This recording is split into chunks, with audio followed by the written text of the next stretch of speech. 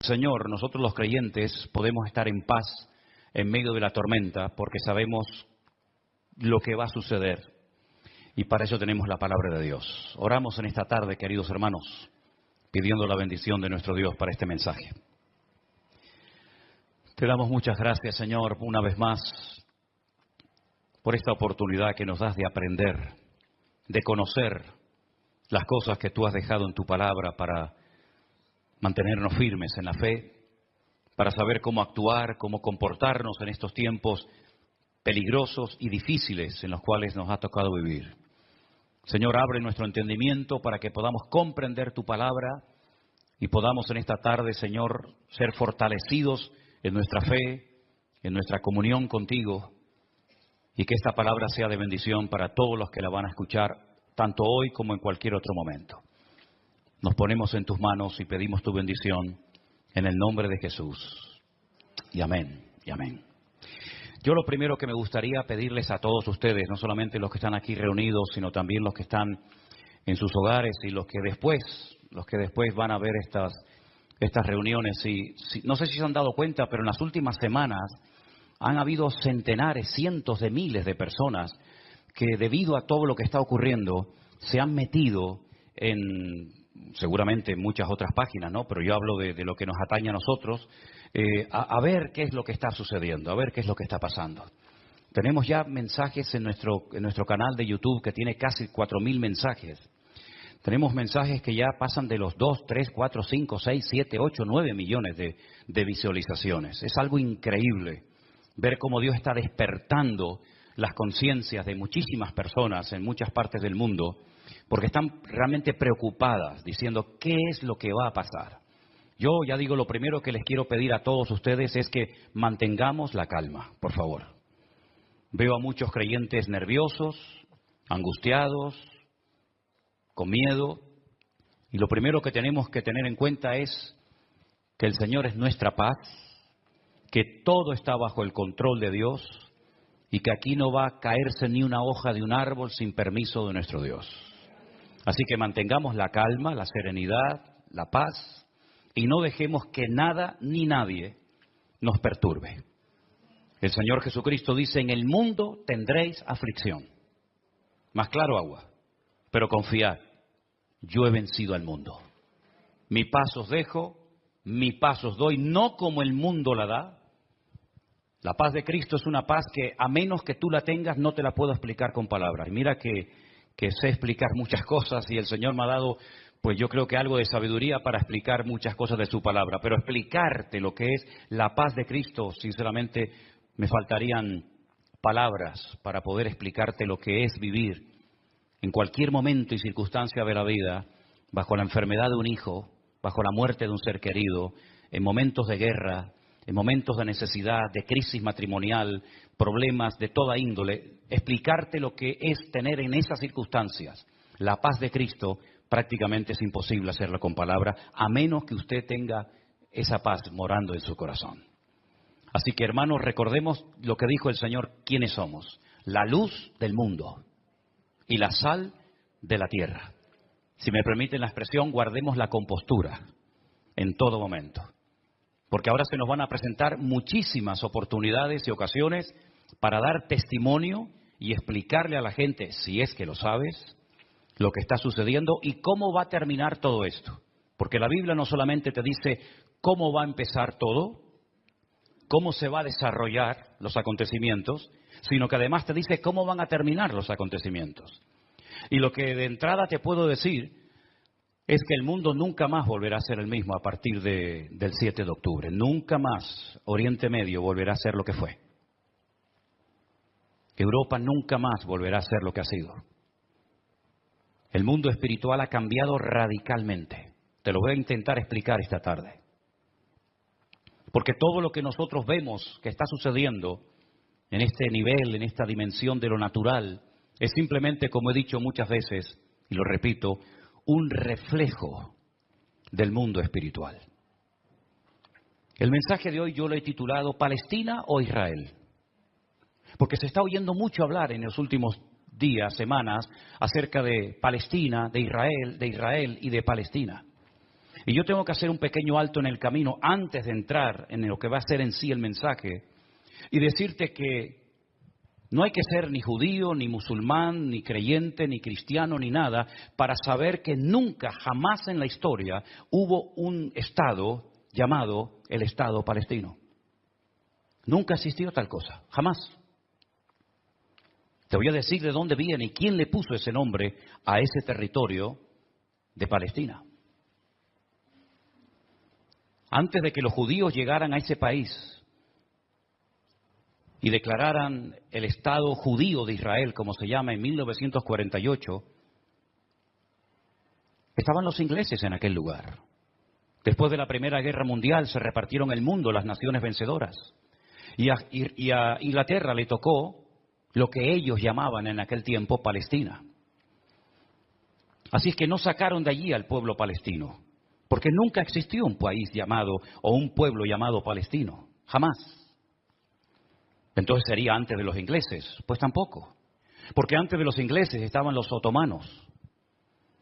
Y sabéis que en ese país han estado todos, los omeyas, los árabes, los bizantinos, los hasmoneos, los griegos, los romanos, prácticamente todo el mundo ha estado por allí. Los cruzados con aquellas cruzadas, y decirles incluso que hasta el rey de España es el único rey del mundo que tiene el título de rey de Jerusalén, por si no lo sabían. Es decir, que por ese pequeño territorio, que es un cruce entre lo que se consideraba la Mesopotamia y Egipto o la salida al mar Mediterráneo, jamás ha habido un Estado palestino, nunca. No sé si en algún momento lo habrá, pero jamás en la historia ha existido tal cosa. ¿De dónde viene entonces el tema o el término Palestina? Realmente el título, el nombre de Palestina fue un castigo del Imperio Romano a los judíos. Me explico. En el año 132 después de la era de Cristo, después del nacimiento de Cristo, hubo un hombre llamado Bar Kokhba.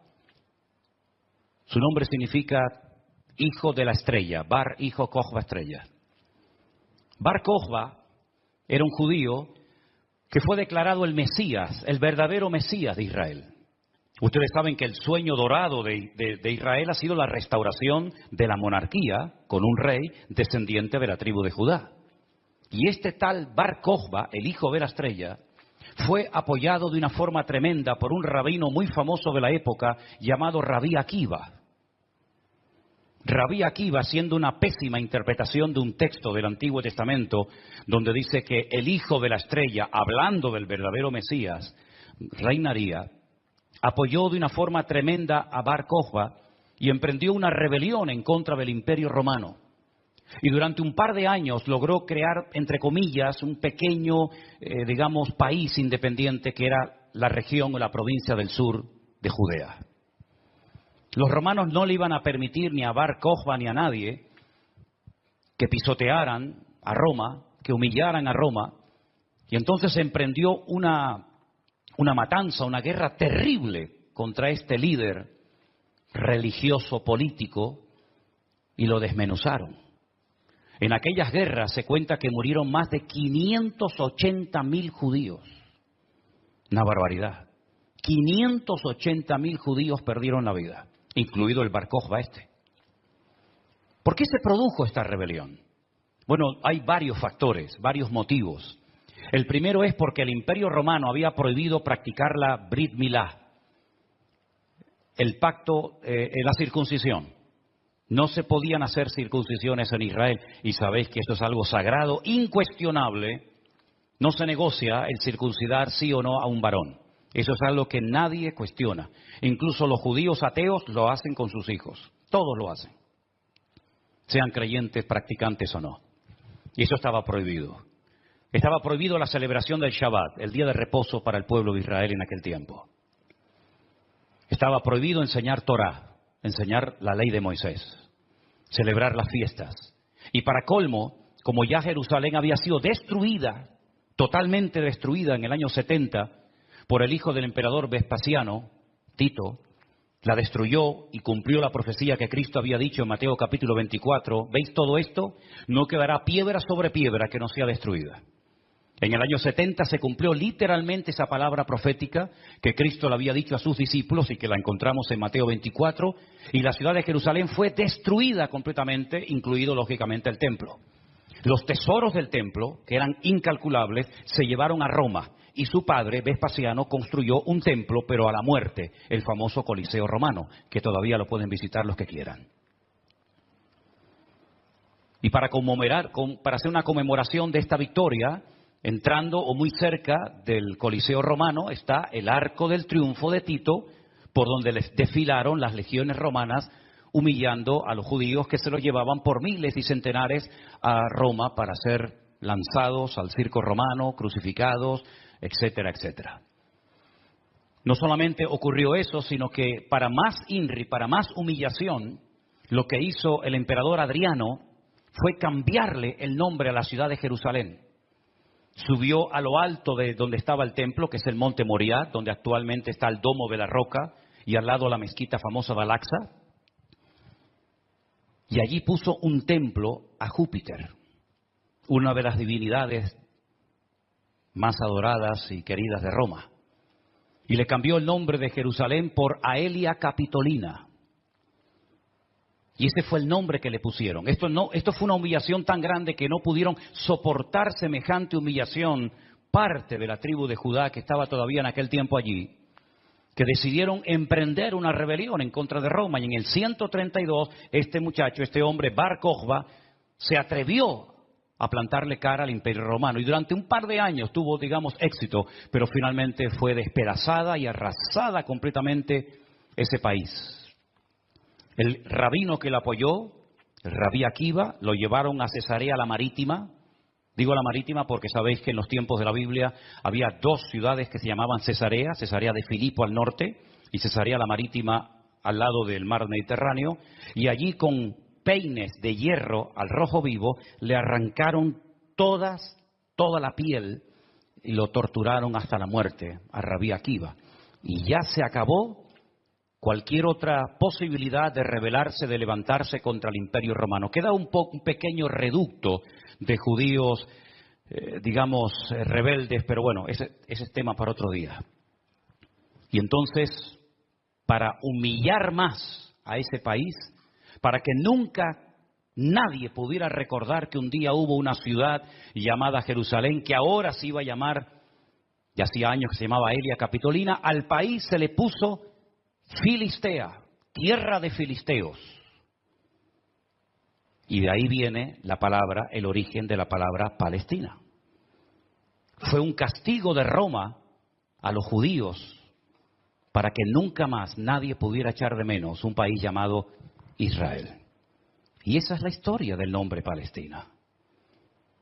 Y por allí, han pasado todas las civilizaciones, culturas, religiones, imperios, cruzados, etcétera, etcétera. Pero nunca, a pesar de que Roma le puso a ese país Palestina o tierra de filisteos, jamás hubo un estado propio, gobernado, libre, independiente, llamado el Estado de Palestina. Jamás lo ha habido, nunca. Y no hay ni que ser cristiano para entender esto. Cualquier persona lo sabe perfectamente. Por lo tanto, cuando hace unos días un señor dijo que Jesús era palestino, yo le pediría a los que son de ese país que se pongan en contacto con su embajador o con su presidente y le corrijan a este señor, porque Palestina no existía en la época del Señor Jesús. Hay que decirle a este señor que Jesús era de la tribu de Judá. Su padre y su madre, que están sus árbol genealógico en la Biblia, Mateo capítulo 1, Lucas capítulo 3, eran descendientes de la tribu de Judá, que a su vez estaba entroncada con la casa real del rey David. ¿Y quién era David? Era de la tribu de Judá. Su papá se llamó Isaí. El padre de Isaí fue Obed. El padre de Obed fue Booz. Y Booz era el hijo de Rahab, que se casó con Salmón, que era del pueblo de Israel. Por lo tanto, Jesús era judío. Por esto lo circuncidaron a los 8 días. Por eso subía a Jerusalén 3 veces al año, para celebrar las fiestas que la Torá de Moisés indicaba que tenían que subir a Jerusalén. Por eso Jesús nunca fue a una mezquita, siempre fue a sinagogas, porque ni siquiera las mezquitas, el Islam existía en la época de Jesús, sino que tendrían que pasar más de 600 años, más de 6 siglos y medio, hasta que naciera el Islam, que por cierto significa sumisión. ¿A quién? Lo interesante es que el Señor Jesucristo, cuando es juzgado por sus enemigos, en este caso los romanos, el que lo sentencia a muerte ordena poner encima de la cruz un título escrito en 3 lenguas: latín, griego y árabe. Si ustedes me dejan que siga, tienen un problema, porque he dicho un disparate y ustedes no han dicho nada. Y ustedes no tienen que permitir que yo ni nadie diga disparates en este púlpito. Eso es. Entonces corríjame cuando digo algo mal, no tengan miedo. El Poncio Pilato dijo de encima de su cruz tienen que poner un cartel en latín, el idioma de los romanos, en griego, la lengua internacional de la época, y en hebreo, que es el idioma que habla este pueblo, que diga Jesús Nazareno, Rey de los judíos. No dijo rey de los palestinos, no dijo rey de los árabes, dijo rey de los judíos, que eran los que vivían allí. Porque dice Juan capítulo 1 que a los suyos vino y los suyos no le recibieron. Y los suyos eran judíos que estaban viviendo en aquel momento bajo la opresión, bajo el yugo del imperio más terrible que jamás ha existido y el más longevo, que fue el imperio de Roma. Así que de ahí viene todo esto del nombre Palestina y filisteos y todo esto, queridos hermanos. Pero nunca, repito, ha existido un Estado palestino. Cuando en 1948 las Naciones Unidas decidieron partir el país en 2, Israel dijo, estamos de acuerdo. Si los árabes que en ese momento habitaban en ese país, que la mayoría eran de origen jordano, el país que estaba al lado, porque no sé si saben que, por ejemplo, la explanada de las mezquitas arriba, en el monte Moriat, en el monte de Moriat, eso está bajo protectorado de Jordania. Y cuando tú ves a los ancianos caminando por las calles de la ciudad vieja de Jerusalén, la mayoría de ellos llevan un pañuelo de cuadraditos blancos y rojos, que es el pañuelo de Jordania. Porque Palestina no representa a nadie, sino ellos eran de origen jordano, ¿verdad? Y es interesante notar que Israel en ese año decidió quedarse con los territorios que las Naciones Unidas decidieron darle. Y los árabes dijeron rotundamente no, que yo digo, si hubieran sido listos en ese momento, hubieran dicho, vale, nos quedamos con la mitad y ya con la mitad, ya que es mía, después podemos hacer otro tipo de presiones, pero por lo menos ya tengo la mitad. Y es que si dices que no, al final no vas a tener ni lo que tenías. Durante todos estos años, desde 1948 hasta hoy, ese país siempre ha estado en guerra, o preparándose para una guerra, como dicen allí. Y la cruda realidad es que ese pequeño pueblo ha ganado todas las guerras, no ha perdido ni una. Ha desbaratado naciones tremendamente poderosas con un poderío militar espectacular. Y cada vez que gana, lógicamente, extiende el terreno. No podían entrar los judíos a la ciudad vieja de Jerusalén. ¿Saben la tortura que es para un judío estar viviendo en Jerusalén y no dejarte entrar a la ciudad de Jerusalén y poder acercarte y tocar el Kotel Hamarabí, el muro de los lamentos para orar a Dios? No podían hacerlo. Desde 1948, que entraron allí, hasta 1967, en la guerra famosa de los 6 días, los judíos veían de lejos. Por eso cuando ustedes van a Jerusalén se van a dar cuenta que las casas que están más en alto son las que le permitían al judío poder ver el monte del templo, porque no podían acercarse a tocarlo, ni a mirarlo. Y no solamente desde 1948, desde hace muchos siglos tampoco podían estar allí. Y al final recuperaron la ciudad de Jerusalén. Pero todas y cada una de estas guerras siempre ha cambiado la atmósfera, el mundo espiritual, siempre. Porque algo que tenemos que tener presente es que el mundo natural refleja lo que está pasando en el mundo espiritual, ni más ni menos. Y me gustaría con algunos textos de la Biblia demostrarles que el mundo espiritual es tan real como este mundo en el cual nos movemos tú y yo como pez en el agua. En el libro de Daniel, en el Antiguo Testamento, este hombre está cautivo en Babilonia. Las tribus del sur Judá y Benjamín han sido derrotadas, han sido humilladas por las tropas de un tal rey Nabucodonosor. Son llevadas cautivas por 70 años a Babilonia. Algunos se preguntarán, ¿y por qué fueron llevados cautivos a Babilonia justamente 70 años? Bueno, primeramente por su desobediencia, por su rebeldía, por no haber querido arrepentirse. Muchas veces el Señor le mostró a Ezequiel en visión los pecados terribles que ellos hacían en la intimidad, que nadie los sabía, pero que Dios los conocía perfectamente. Y dice que se lo llevaba en visión y le decía, métete por el agujero de esa pared y mira lo que están haciendo ahí adentro, a ver si no son dignos de mi ira y de mi juicio, ¿verdad? Y por 70 años son llevados a Babilonia para que la tierra descanse en una celebración que todavía, en una ley que todavía los religiosos, los agricultores religiosos practican, otros no. Y es la ley de la Shemitah. La Shemitah es una ley que obliga al agricultor, al que se dedica a los labores del campo, a dejar reposar la tierra un año entero. No se puede trabajar la tierra. Nosotros estuvimos este año, creo que fue este año, el año pasado, y veíamos muchos campos muy bonitos, muy bien arados, muy bien trabajados, y otros campos totalmente como abandonados, llenos de malas hierbas, y nos decían, estos son los campos de los agricultores religiosos que no van a trabajar durante este año. Por la ley de la Shemitah, que es el descanso de la tierra. Dios preparó un día a la semana para el descanso del hombre, para que usted no sea una máquina de trabajar y trabajar y trabajar, sino que también reconozca que hay un Dios que creó el universo, la tierra, y nos da la familia y los hijos para disfrutar, y no que usted se ponga con 70, 80 o más años de la vida, y lo único que ha hecho en toda su vida es pagar deuda, comprar cosas y trabajar ¿verdad? Como un esclavo, y al final se le fue la vida trabajando, cuando el Señor dice, detente, cesa toda actividad, y descansa como mínimo tú, tus empleados, tus bestias, tus animales durante un día a la semana, y así reconocen la obra creadora de Dios, y así renuevas tu fuerza para empezar una nueva semana con la bendición de Dios. Pero también la tierra, el Señor la cuida, porque dice la Biblia que la tierra es de Dios, no es del hombre. La tierra de Israel no es de los judíos. La tierra de Israel, ese territorio tan pequeñito, no es de los palestinos. ¿Quién es el dueño de la tierra? Es Dios, lo dice en su palabra. Del Señor es la tierra y su plenitud.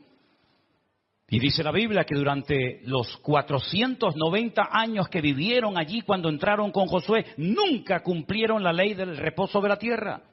Por lo tanto, la tierra necesitaba descansar 70 años. 70 por 7, ¿cuánto es? 490.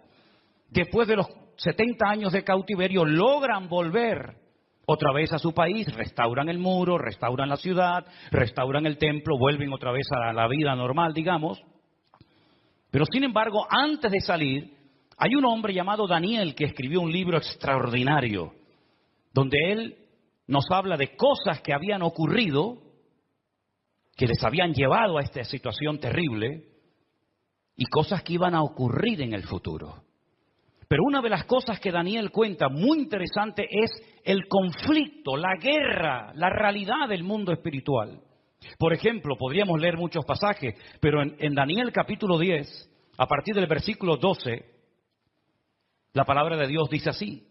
Entonces me dijo, Daniel, no temas, porque desde el primer día que dispusiste tu corazón a entender y a humillarte en la presencia de tu Dios, fueron oídas tus palabras y a causa de tus palabras yo he venido. Está hablando con un ángel que se le ha presentado a Daniel, ¿sí? Mas el príncipe del reino de Persia se me opuso durante 21 días. Pero he aquí Miguel, uno de los principales príncipes, vino para ayudarme y quedé allí con los reyes de Persia. Intentaremos explicar esto lo mejor posible. He venido para hacerte saber lo que ha de venir a tu pueblo en los postreros días. Porque la visión es para esos días. No es para el tiempo de Daniel, es para los postreros, los tiempos finales. Mientras me decía estas palabras, estaba yo con los ojos puestos en tierra, enmudecido. Pero he aquí uno con semejanza de hijo de hombre tocó mis labios. Entonces abrí mi boca y hablé y dije al que estaba delante de mí, Señor mío, con la visión me han sobrevenido dolores y no me queda fuerza. ¿Cómo pues podrá el siervo de mi Señor hablar con mi Señor? Porque al instante me faltó la fuerza y no me quedó aliento. Y aquel que tenía semejanza de hombre me tocó otra vez y me fortaleció y me dijo: muy amado, no temas, la paz sea contigo, esfuérzate y aliéntate. Y mientras él me hablaba, recobré las fuerzas y dije: hable mi Señor, porque me has fortalecido. Y me dijo: ¿sabes por qué he venido a ti?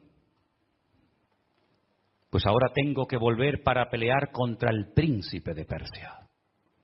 Y al terminar con él, con el príncipe de Grecia, que vendrá. Pero yo te declararé lo que está escrito en el libro de la verdad, y ninguno me ayuda contra ellos sino Miguel, vuestro príncipe. Aquí está hablando de príncipe, el príncipe de Grecia, el príncipe de Persia. Habla de un arcángel tremendamente poderoso que aparece en pocas ocasiones en la Biblia, llamado Miguel, que dice que es el príncipe que protege al pueblo de Israel de ser aniquilado y destruido. Porque una cosa que les quiero decir y que os quede clara, y me da igual si estáis de acuerdo o no, me da igual, créame, pero te lo tengo que decir. Recientemente se le preguntaron a altas autoridades de Hamás y le dijeron: si pudierais elegir entre tener todo el Estado de Israel, todo el territorio, de norte a sur y de este a oeste para ustedes, o la destrucción, la aniquilación total y absoluta del pueblo de Israel, ¿qué elegiríais? ¿Sabe la respuesta, no? Preferimos que no exista ni un solo judío sobre la faz de la tierra antes de quedarnos con todo su territorio. Porque no es que quieren quedarse con todo el territorio, es que quieren arrojar al mar o al desierto para que muera toda la población de Israel, que en este momento está alrededor de unos 15 millones de personas más o menos repartidas en varias naciones de la tierra. ¿Quién puede negociar con alguien que te quiere matar? ¿Quién puede negociar con alguien que viola a tus hijos y los quema delante de tu presencia? ¿Quién puede negociar con alguien que le abre el vientre a una mujer embarazada y le saca a su hijo que aún está con vida?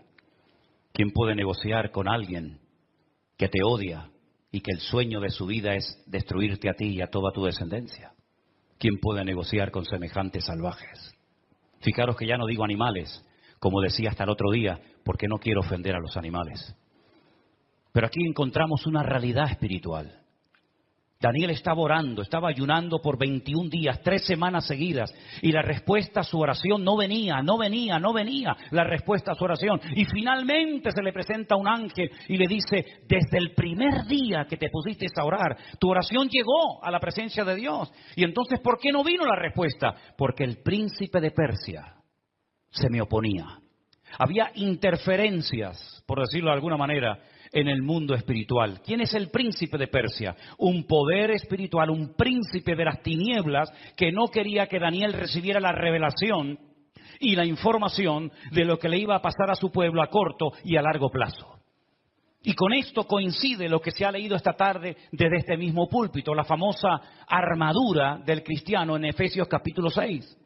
Donde el apóstol Pablo dice: nuestra lucha ahora como creyente no es contra sangre y contra carne, no. Esa ya no es nuestra batalla, esa ya no es nuestra lucha. Nuestra lucha, que existe y es real, es contra principados y contra potestades, contra los gobernadores de las tinieblas, contra huestes espirituales de maldad en las regiones celestes. Y por eso Pablo describe la armadura del soldado romano, pero dándole como una aplicación para que el cristiano pueda vivir en todo momento bien armado, bien preparado, bien listo para poder enfrentar ese conflicto espiritual que todo creyente sabe perfectamente que está librando. Fijaros que las últimas palabras del apóstol Pablo cuando escribe a Timoteo le dice: he peleado la buena batalla. No ha sido fácil llegar hasta la meta, Me han torturado, me han apedreado, me han puesto en la cárcel, etcétera, etcétera. Y he peleado la buena batalla. Y he acabado la carrera.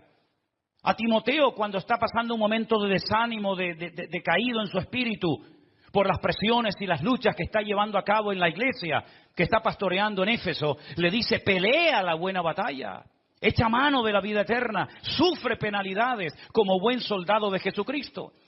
Yo sé que por ahí se ha predicado un evangelio aguado, un evangelio donde ven a Cristo y todos los problemas se te van a solucionar. No es verdad. Dios te va a dar gracia, paz y fortaleza en medio de los problemas. Pero muchos problemas no van a desaparecer por el hecho de que ahora usted se ha convertido a Cristo.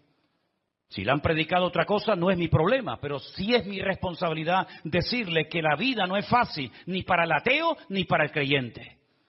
Y dice la Biblia que cuando sale el sol calienta buenos y calienta malos. Y cuando hay guerras mueren buenos y mueren malos. Y cuando hay un naufragio mueren cristianos y mueren ateos. Y cuando hay un atentado, cuando hay un terremoto o cuando hay un tsunami mueren cristianos, mueren blancos, mueren ricos, mueren todos. Porque es parte de la vida. Pero en medio de las tormentas y sufrimientos de la vida, nosotros sabemos que el Señor está a nuestro lado. Y eso es lo que nos da la fuerza para decir, Dios está conmigo porque yo sé en quién he creído. Miren a Job, y no me quiero ir del tema, pero miren a Job, un hombre que perdió a sus hijos, un hombre que perdió su salud, un hombre que perdió su patrimonio, toda la vida trabajando para tener 4 cosas y en un día las perdió todas, como le puede pasar a cualquiera, ¿o no? Sin embargo, cuando su mujer le dice, maldice a Dios, ¿qué tipo de Dios tienes tú? Que hoy te da y mañana te quita, ahora te sana y mañana te enferma. Y le dice, como cualquier persona incrédula, insensata, has hablado. Yo sé en quién he creído y aunque Dios me mate, yo lo voy a seguir adorando, porque yo sé que mi Redentor está vivo. Podemos tener paz en medio de la tormenta, podemos dormir en paz, como dice la Biblia, en paz me acostaré y asimismo dormiré. Porque solo tú, Señor, me haces vivir confiado. Y aunque un ejército acampe contra mí, no temerá mi corazón. Porque el Señor es mi luz y mi salvación. Son promesas que las hemos interiorizado en nuestra vida. Y no es como un mantra que lo tengo que repetir para autoconvencerme de que Dios está conmigo. Es que no me tengo que autoconvencer de nada. Él mismo me da testimonio a mi espíritu de que no estoy solo en medio de las luchas de la vida. Y el pueblo de Israel no es que sea el mejor pueblo del mundo, ¿eh? Yo no estoy aquí para hacer, digamos, una disertación a favor de unos que son muy buenos y otros que son muy malos. Yo no estoy aquí representando a nadie. Yo solamente represento a mi Dios. Y mi Dios no se casa con nadie. Y mi Dios ama a todo el mundo por igual. Y mi Dios no hace acepción de personas. Y todos los seres humanos, me da igual son palestinos, o son judíos, o son canarios, o son latinos, o de donde sea. Todos los seres humanos tenemos que arrepentirnos delante de nuestro Dios por nuestros pecados. Y aquí no hay ni buenos ni malos, sino que aquí cada uno tiene que ser consciente de que no hay justo ni aun uno delante de la presencia del Señor. El mismo Señor Jesucristo, y hoy lo leía en el Evangelio de Mateo, le decía a los judíos, si no os arrepentís, todos pereceréis igualmente. Por lo tanto, mis queridos hermanos, lo importante es saber que estamos en una guerra espiritual porque estamos a punto, y lo vamos a ver, que todo va a cambiar. La película que hemos vivido hasta el día de hoy, nuestra vida ha sido como una especie de película, con diferentes actores, diferentes escenarios, ¿verdad? El escenario va a cambiar completamente. Los actores van a cambiar. El guión va a cambiar. Y cuando está a punto de producirse un cambio en el mundo significativo que afecta a miles y a millones de personas, hay siempre guerra en el mundo espiritual. Miren cuando Cristo nació, la guerra espiritual que hubo. Comenzaron a asesinar niños, ¿verdad? Comenzaron una serie de revoluciones porque cada vez que va a haber un cambio que va a afectar la economía, la política, la vida social, etcétera, siempre hay un conflicto espiritual tremendo. Daniel estaba orando porque quedaba pocos años, poco tiempo, probablemente estaba por el año 68, máximo al 69, de la liberación, ¿verdad?, del pueblo. Y Daniel estaba no preocupado, pero sí indagando, leyendo las Escrituras, orando y ayunando, porque sabía que se avecinaba se oteaba en el horizonte un cambio tremendamente significativo. Miles de personas por fin iban a poder volver otra vez a su país. Iba a haber una masa de gente que iba a ir de un lugar a otro. Y esos cambios, hermano, no se producen por casualidad. Esto que estamos viendo, que ayer llegaron 1000 al Hierro, el otro día 600 a Lanzarote, el otro día no sé cuántos al Hierro, todo eso no es producto de la casualidad. Satanás está cambiando la escena mundial. Y lo vamos a notar en pocos días, en pocas semanas. Esto va a ser completamente diferente. Y los que tengamos la oportunidad y el privilegio de volver a Israel, porque vamos a volver a Israel, no nos vamos a encontrar al Israel que hemos conocido por más de 20 años. Nos vamos a encontrar a la gente de una forma diferente, una actitud diferente, una atmósfera completamente diferente, porque estamos en una guerra espiritual tremenda. Cuando se lee la famosa armadura del cristiano, se enfatiza mucho que la espada es la palabra de Dios, el yelmo o el casco del soldado representa la salvación, el escudo representa la fe. Pero si ustedes prestan atención a esa armadura de la cual Pablo nos está hablando aquí en Efesios capítulo 6, lo primero que él hace cuando escribe la carta es orar para que los ojos de vuestro entendimiento sean alumbrados y tengáis espíritu de sabiduría y de revelación en el conocimiento de Él. Pablo dice que a los incrédulos Satanás les cegó el entendimiento. Y uno dice, ¿cómo? ¿Cómo es posible que gente tan inteligente, capaz de hacer cosas tremendas, cuando le hablas de la Biblia no se enteran de nada? Son como ciegos, como analfabetos espiritualmente hablando.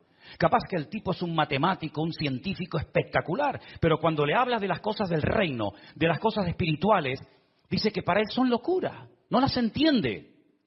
Yo incluso he hablado con muchísimos rabinos judíos que se saben libros de memoria de la Biblia y les he hablado, por ejemplo, de Daniel y me dicen literalmente, no entiendo lo que estoy leyendo, no lo entiendo. Y uno se queda sorprendido porque se cumple lo que dijo Isaías. Dale esto al que sabe leer y te dirá, no lo entiendo. Y Pablo dice que esta armadura representa la verdad, la justicia, la paz, la fe, la salvación y la palabra de Dios. Fíjate qué palabras tan interesantes. Dice que ceñid vuestros lomos con la verdad, con la coraza de justicia, calzados los pies con el apresto del evangelio de la paz, coger el escudo de la fe, tomad el yelmo de la salvación y la espada del Espíritu, que es la palabra de Dios. Estas 6 cosas, estos 6 elementos, están en el punto de mira de Satanás para arrancarlos de nuestra sociedad de un plumazo. Quiere cambiar la verdad en mentira y convertir la mentira en verdad. Si no, sal por la calle hoy en día y pregunta cosas que tienen que ver ya no con la fe, sino con el sentido común. Y te vas a dar cuenta que hay gente que cree en mentiras, creyendo 100% que son grandes verdades. Y las grandes verdades las cuestionan y las echan a un lado porque dicen, eso no es verdad, eso es mentira. Esa es una de las estrategias del diablo, bombardear, dinamitar las escuelas, las universidades, incluso también, como no, las iglesias, la familia, los gobiernos, la política, el arte, la pintura, la literatura, todo, para que al final la sociedad siga creyendo más en las mentiras que en las verdades. ¿Quién enseñó que para ir al cielo hay que explotarse? Es una gran mentira. Pero 1.000 millones creen que es una gran verdad. Aquí vino hace poco una persona que me decía, ¿cómo es posible que ustedes crean que la Tierra es redonda si la Tierra es plana? Y decía, pero ¿me está hablando en serio este hombre?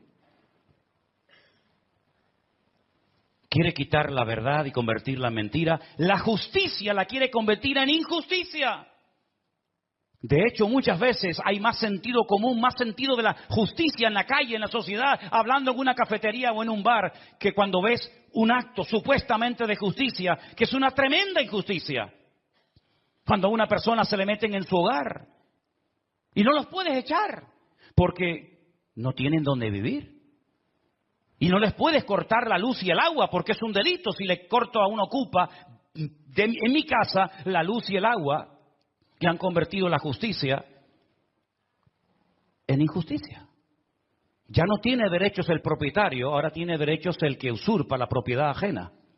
¿Eso es una justicia? ¿Eso es justicia? Quiere cambiar la paz en guerra, cosa que sabe hacer perfectamente. La fe en incredulidad, la salvación en muerte y en desesperación eterna, y la palabra de Dios por cualquier cuento que cuenten por ahí, dándole más credibilidad a las mentiras que al libro eterno llamado Biblia o palabra de Dios. ¿Qué te parece? Estamos viviendo en tiempos peligrosos porque dice Daniel capítulo 7, verso 2, que los vientos han comenzado a soplar en el gran mar. Miren ese versículo. Daniel dijo, miraba yo en mi visión de noche y he aquí que los 4 vientos del cielo combatían en el gran mar. En la Biblia, el gran mar es el mar Mediterráneo. Es el mar que toca muchos países europeos y también del norte de África. ¿Y de dónde se levantará un personaje siniestro que tendrá un poder tremendo, económicamente hablando, políticamente hablando, económicamente hablando? Del antiguo territorio que ocupaba el reino de Roma. Todo lo que es el norte de África, parte de Oriente Medio y todo lo que es Europa, hasta lo que se conoce como finis terrae, el fin de la tierra para los romanos hace 2000 años. Y dice que en ese gran mar, él vio como 4 vientos, que son demonios, comenzaban a soplar de tal manera que comenzaron a levantarse animales. El resto del capítulo no lo voy a leer, pero dice que comenzaron a levantarse animales. Se levantó un leopardo con alas, se levantó un oso con unas costillas en la boca, se levantó un león con alas, se levantó una bestia indescriptible de esa zona donde soplaban los 4 vientos, y comenzaron a levantarse esos animales que representaban imperios, poderes políticos que iban a afectar la vida de miles y de millones de personas a lo largo de la historia. ¿Cómo podía saber ese hombre cuando todavía no existían ni los medos persas, ni los griegos, ni los romanos, que se iban a levantar esos imperios siglos antes de antelación? Es que la Biblia se anticipa en el tiempo y en el espacio, demostrando que Dios es un Dios veraz y que siempre sabe lo que va a suceder porque Él controla la historia. ¿Cuántos dicen amén? Y vemos varios vientos en la Biblia. No tengo tiempo para extenderme en todo esto, pero ¿cuál fue el viento que destruyó la barca de Pablo o el barco de Pablo? ¿Cuál fue el viento ese? Es el viento que golpeó contra un creyente, contra un representante del cuerpo de Cristo, el Euroclidón. El Euroclidón destrozó la nave de Pablo y Pablo tuvo que ir a tierra a calentarse y a salvar la vida. Ese viento soplará. Son nombres de la mitología griega. El Aquilón, el Austro. Son vientos que se mencionan, por ejemplo, en el libro del Cantar de los Cantares. Métanse y estudien las direcciones de estos vientos. Generalmente los vientos, depende del viento, suelen ir en una misma dirección, pero llegará un momento en el que se producirá como una especie de huracán, ¿verdad? Donde hay vientos de norte, de sur, de este, de oeste, y es imposible navegar de esa manera. Es imposible navegar con 4 o 5 vientos diferentes. Y eso es lo que va a pasar en los últimos tiempos. Representa la lucha del mundo espiritual con nombres de vientos que aparecen en la Biblia. Y esos vientos se van a llevar a cabo en una zona geográfica en la que tú y yo también vivimos. Y por eso Europa va a ser afectada grandemente en los últimos tiempos. ¿Qué es lo que hay detrás de todo esto? No es una lucha de unos contra otros simplemente. Es una lucha de Satanás contra Dios y su palabra. Ni más ni menos. ¿Quién puede más, Alá o el Dios de ustedes? ¿Quién puede más? ¿El Corán o vuestra Biblia o Torá? Es una lucha de tipo espiritual. Y si no estamos velando y orando, no vamos a saber cómo comportarnos, cómo actuar en este tiempo, porque algo muy importante que lo vamos a ver ahora en un momento en la pantalla, es cómo Satanás a lo largo de la historia, como una especie de camaleón, si me permiten, ha ido adaptándose a los tiempos, a las culturas, a las tradiciones, y de esa manera ha ido preparando el escenario para esta escena final que tenemos en el horizonte. Todavía la guerra fuerte que nos habla Ezequiel 38 y 39 aún no ha empezado. No es esta que estamos viendo ahora. Todavía viene otra peor, para que lo sepan. Cuando Gog, príncipe de Mesec y Tubal, vienen del norte con 200 millones de soldados para destruir al pueblo de Israel. Porque de esta Israel volverá a salir con muchas pérdidas humanas, con mucha sangre derramada, pero aún viene la peor, que la Biblia dice en qué momento se va a producir, qué naciones van a intervenir, por dónde van a atacar, cómo va a terminar, cuánto va a durar, etcétera, etcétera. Pero tengo una lista que se la voy a poner ahí en la pantalla. Espero que estas características del diablo de los últimos tiempos las tengan en cuenta, porque esta es la forma como Satanás ha decidido actuar en nuestra generación. Primero, lograr los objetivos deshumanizando a la humanidad. Eso ya es una realidad entre nosotros. El objetivo, lo que se pretende alcanzar, está por encima de cualquier precio de vida humana. Si mueren 1000, da igual, traemos otros 1000. Si son 10.000, traemos otros 10.000. Es como cuando los romanos estaban al pie de la montaña de Masada. ¿Se acuerdan en Masada, en el desierto de Judea?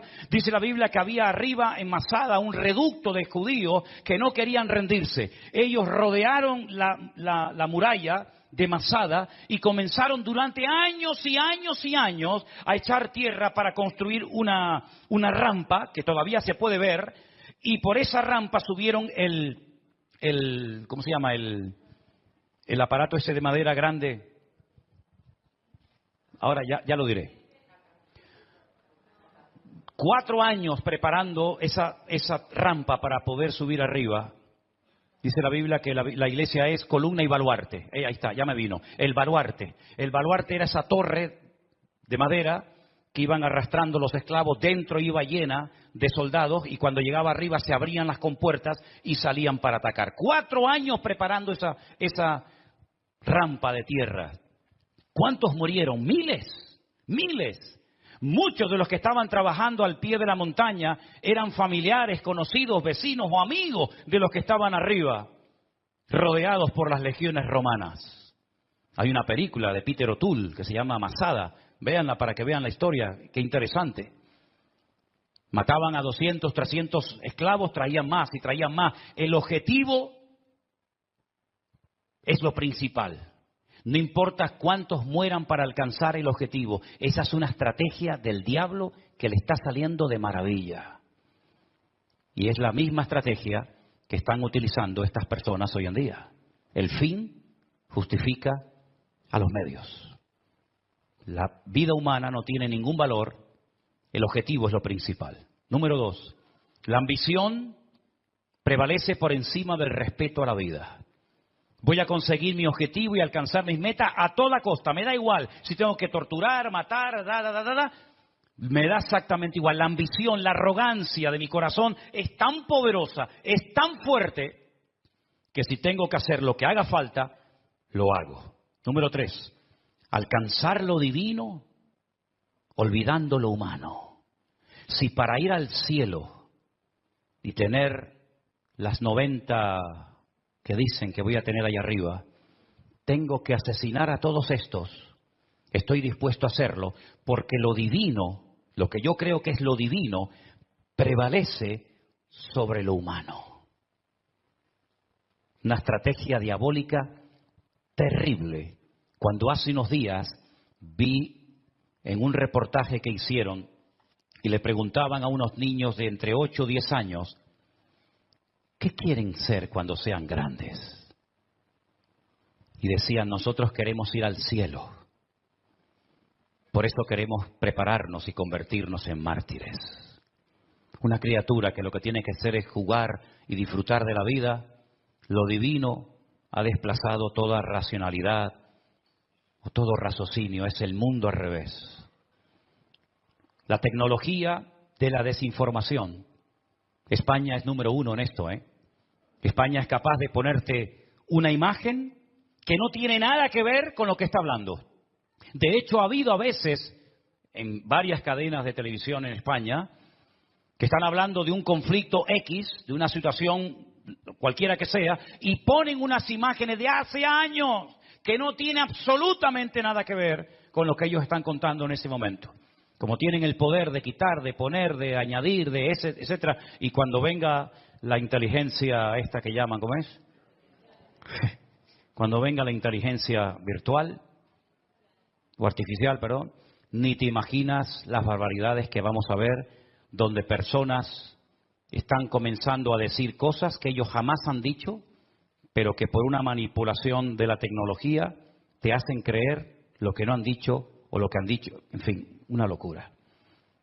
Los medios de comunicación son una fábrica que crea deliberadamente ignorancia. Cuanto más ignorante sea la gente, mejor. La ignorancia para ellos es poder.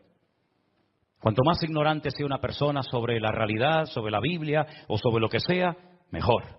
Creación deliberada de ignorancia. Sembrar confusión, toda la que se pueda y más, engañando deliberadamente a la gente. Poner en duda la credibilidad de la fuente. Por ejemplo, mi fuente de información es la Biblia. Ah, no, pero eso no sirve, eso está caducado. ¿Cómo? No, la Biblia está llena de contradicciones. Y se cantan panchos. Y se cantan tranquilos. ¿Cómo que está llena de contradicciones? ¿Dónde están las contradicciones? No, eso está lleno de eso no, esta no es la Biblia verdadera. ¿Cómo que no es la Biblia? No, la Biblia verdadera la tienen los curas en el Vaticano, me dijo una vez uno.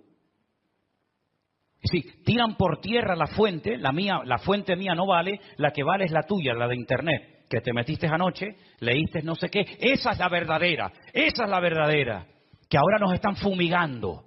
Esas nubes que aparecen en el cielo son aviones que nos están fumigando para que no llueva. Dios, pues menos mal que nos fumigaron para que no lloviera, ¿eh? Porque ayer hablaba con un pastor de Madrid que me dice, no puedo salir del coche porque tengo el agua hasta el cuello.